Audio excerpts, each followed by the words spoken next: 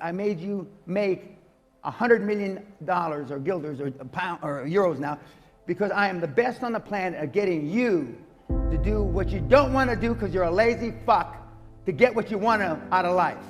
Nobody's better than I am. Your kids and employees don't do what you tell them to do. They do what they see you do. Most of you have bad habits, but most of them are bad.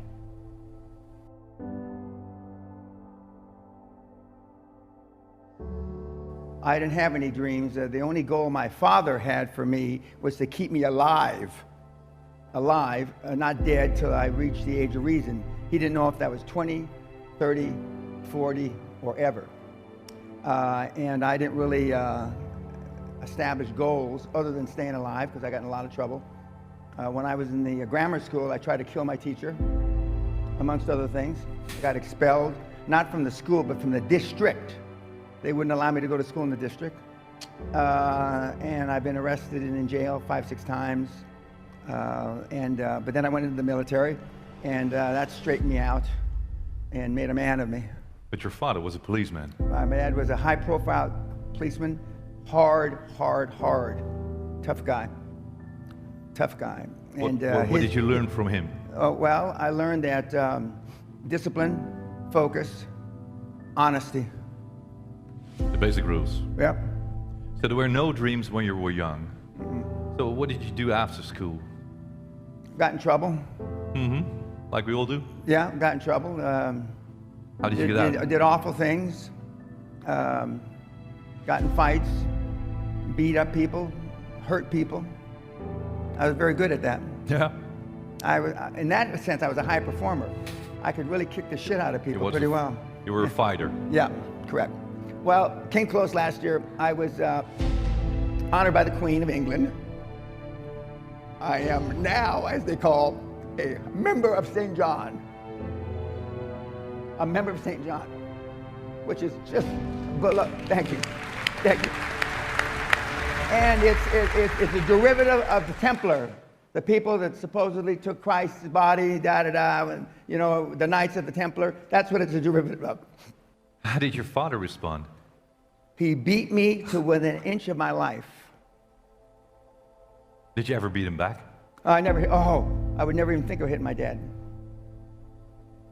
My dad had a 56-inch chest, a 28-inch waist, and 18-inch biceps, and he never lifted weights. For you six-packers out there, never lifted weights. He was an all-American gymnast in high school. I get chills even thinking about hitting him. I mean, he would have killed me. But he beat me, and every beating I got from my dad, I deserved 20 more. Because he only beat me for what I got caught. If the nuns caught me, they beat me. If the priests caught me, they beat me. And then my dad would come back into town, and he beat me because they didn't beat me enough. So how did you end up in Wall Street?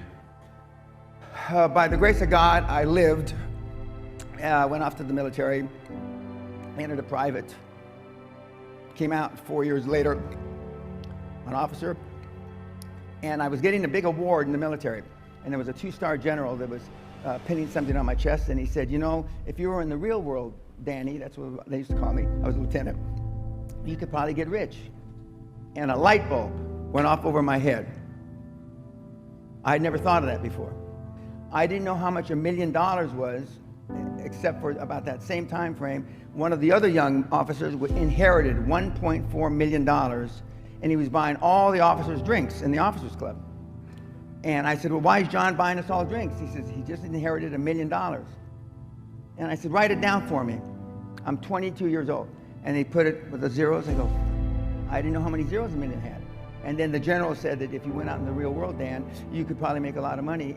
I then, within a week, I took action. I reversed my paperwork. I just put in paperwork to be a permanent military forever. And I reversed it to get out. I got out 5, 6 months later. I came back, went back to school where I had to get special permission because I had flunked out 3 times out of university, and then I graduated ultimately with honors.